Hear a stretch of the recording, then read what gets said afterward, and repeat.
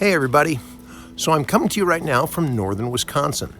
We camped last night right here on Day Lake, which is right in the Chequamegon National Forest, and as you can see behind me, this place is absolutely beautiful. Now, one of the types of trees you see a lot around here are birches, specifically this kind right here, which is often referred to as a paper birch. You can see how the bark comes off in big sheets of what are like paper. Here's some that was laying on the ground right next to it. Now, for the Ojibwe Nation, who's lived in this very area for hundreds and hundreds of years, the water and the paper birch come together in a tradition of making birch bark canoes. So for today's video, I'd like to share with you that tradition as shared by Wayne Vallier. Check it out. The birch bark canoe is the apex of our crafts, of our art forms in our region. Even our culture goes way back. We hunted, fished, gathered. Everything we did was out of the birch bark canoe. And in recent times, we've lost that culture. My name is Wayne Vallier, and my native name is Minogijik, and it means good sky. My clan is Muckwa, which is the bear. Oh yeah, this is a good one here. And there's approximately 150 canoe builders in the Midwest, but you're only going to find 3 Native American canoe builders, myself, my older brother, and one of my teachers.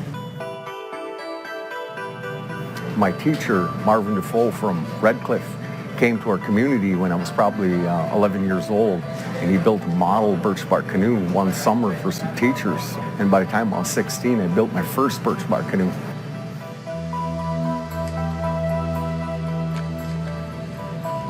You don't go on your terms, on your time, you go on nature's time.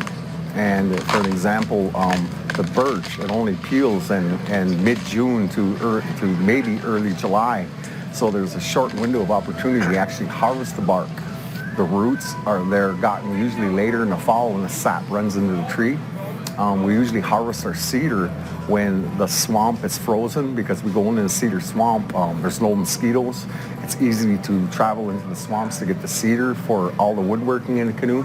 The pitch runs in late August when it's the hottest part of the summer, because we use white pine pitch with a concoction of deer tallow and crushed hardwood coals. A friend of mine by the name of Tim Frandy, who is a doctor in folklore down here in Madison, he just graduated and he heard about these residencies. So we collaborated with the university and some other people and created this project. And we brought some of our at-risk kids from our community, and also some of our kids that were not at risk in our community, got them involved in the canoe project. This canoe here played a major role in Nishna in the lives of our ancestors. My grandmother, she challenged me as a young boy. She said, your grandfathers are written throughout history, she said. They were very, very exceptional men. And she said, what I challenge you and your brothers, what I challenge you young men, is that what will your great-grandchildren say about you someday? So I'd like to say that the work I've done and working in Anishinaabe, saving our language, and working in different areas, saving our culture, I'd like for my great-grandchildren to talk about their grandfather and say, hey, he did his job. He kept that alive for our people. We didn't have to go looking for it. It's here for us.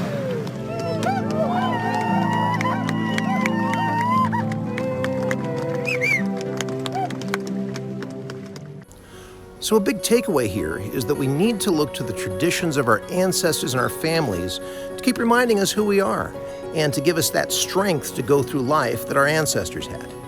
So for today's challenge, I'd like you to think about what traditions your family has to keep you grounded. It might be going camping. It might be going to a powwow. For some of you, it might be going and visiting another country like Mexico and seeing family there. Whatever it is, what type of things does your family do to help remind you who you are and keep you grounded? All right, share that out and you have a great day.